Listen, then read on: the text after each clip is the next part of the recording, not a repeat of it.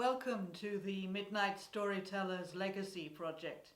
I'm Chloe, and if you make yourself comfortable, I have a story to tell you. Near the English town of Stroud in the county of Gloucestershire, there is a village called Minchinhampton. And right next to Minchinhampton village is Minchinhampton Common. I used to drive across that lovely wide open space once a week to attend an evening class. And driving across Minchinhampton Common in the early evening, you'd have golden sunlight, you'd have that wide open space, and it is used as proper English common ground, so the farmers leave their cattle out, and there used to be sheep, and sometimes they'd put ponies out to graze in that area as well. Now, they told me this story in the pub in Minchinhampton, so it must be true, that there used to be a highwayman who used to rob travellers crossing Minchinhampton Common. Thing was, when I was driving home after class late at night, if it was a clear night, it was so beautiful. Being very high up on the top of that hill, sometimes it was as if the sky was so full of stars, the sparkles seemed to come right down to the ground. But being so high up, you often had thick fog. And many was the time that the fog was so thick I simply couldn't keep driving across the common, and I'd have to pull the car off onto the side of the road and sit there and wait until the mists parted enough for me to continue. So I'd be sitting there on my own in the dark with the mist swirling and writhing outside the car windows, and suddenly a huge shape would loom up outside, and it was all too easy to imagine that that wasn't some farmer's cow. It was all too easy to imagine that it was the ghost of Tom Long, the highwayman, who used to rob the travellers crossing Minchinhampton Common. I was told that Tom used to sit on his tall horse, waiting underneath the trees at the side of the common. And when he heard the rumble of coach wheels, when he heard the clatter of horses' hooves, then he'd get ready. He'd pull his scarf up over his face. He'd load and cock the flintlock pistol. And then just at the right moment, as his prey approached, he'd spur his horse down onto the track, and he would challenge them. "Stand and deliver!" And they'd stop. And then Tom would take the money, he'd take the jewels, he would rip lace from collars and sleeves, because in those old days, lace was just as valuable as gold. And in those old days, a lot of the highwaymen, it was almost fun to be robbed by them, because they had once been gentlemen. They had gone to the wars. They'd come back and found their families had forgotten them. They'd found that there was nothing for them, and so they'd taken to highway robbery. But Tom Long was never any kind of gentleman. Tom Long was a nasty piece of work, and if you even looked as if you were going to resist him, he wouldn't hesitate to shoot you or bludgeon you with the heavy handle of his flintlock pistol. And so he took and he robbed and he menaced, and he became a name to be feared in that part of the world. But for a few years, he prospered. And Tom Long was tall and broad-shouldered, and he dressed pretty well, and he laughed loud and easy. So Tom had a wife who adored him, and they lived well together.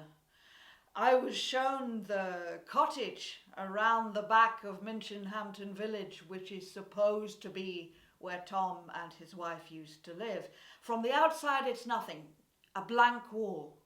But in Tom's day, apparently, Well, they lived like the lord and lady of the manor. They could afford to eat meat at least once a week. Of course, they had smuggled French wine and brandy and perfume and tobacco.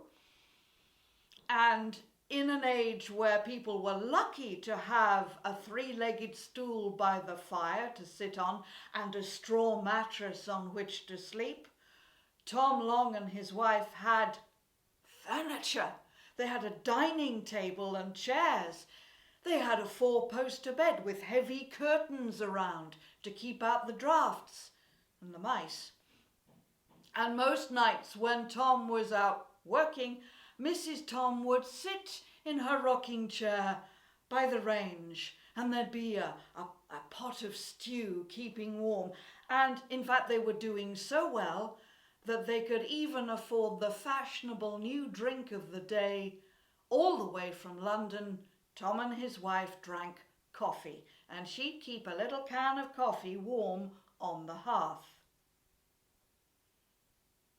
It was a night of thick fog when everything changed for Tom Long. His reputation had spread just a little too far. His name had become too well known. And on that night of thick fog, Tom was after special prey. He wanted to rob the Royal Mail coach, laden with money, laden with wealth for him to take.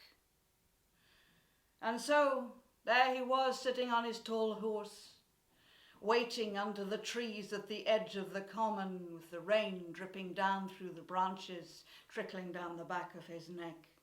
And then coming towards him, he heard the rumble and the rattle of the Royal Mail coach. He heard the grinding clatter, the pounding of 6 horses' hooves on the track. He pulled his scarf up over his face.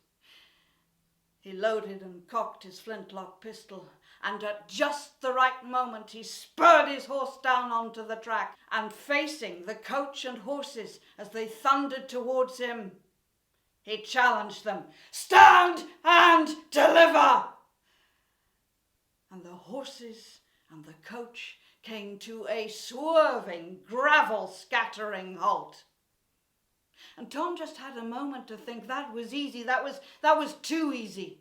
And the moment after that, the covers across the top of the coach where the luggage was normally kept, those covers were flung back, and there were 6 soldiers, redcoats, leaping to their feet, and every man had a pistol or a blunderbuss. They fired as one man. Tom's horse reared up, and everyone saw the rider begin to topple from the saddle.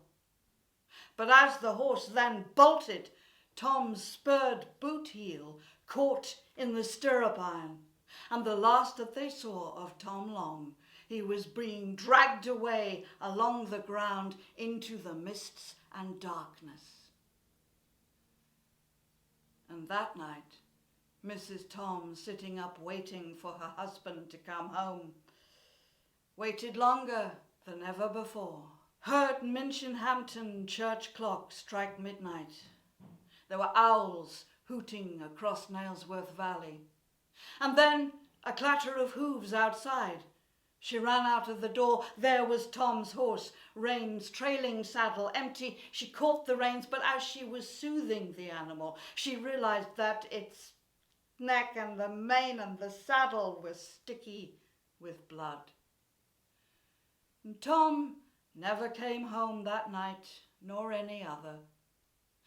They say that the villagers of Minchinhampton were kind to Mrs. Tom. She was allowed to go on living in the cottage, but everything, all the fine furniture, had to be sold.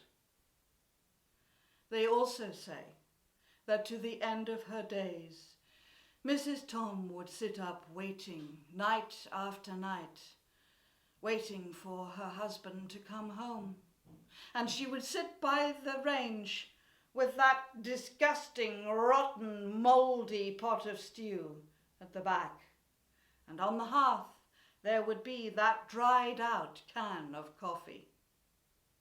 And you might think, well, this is just another of those Gloucestershire stories of a highwayman who came to a bad end. But you see, on those nights when I was, as it were, held up on Minchinhampton Common, sitting in my little car, waiting for the fog to part, sometimes I'd wind the window down for a breath of fresh air, and I can tell you that I used to get that scent of old cooking, that smell of coffee that's been kept warm for far too long. And there were times when I am sure that in the distance I heard galloping hooves.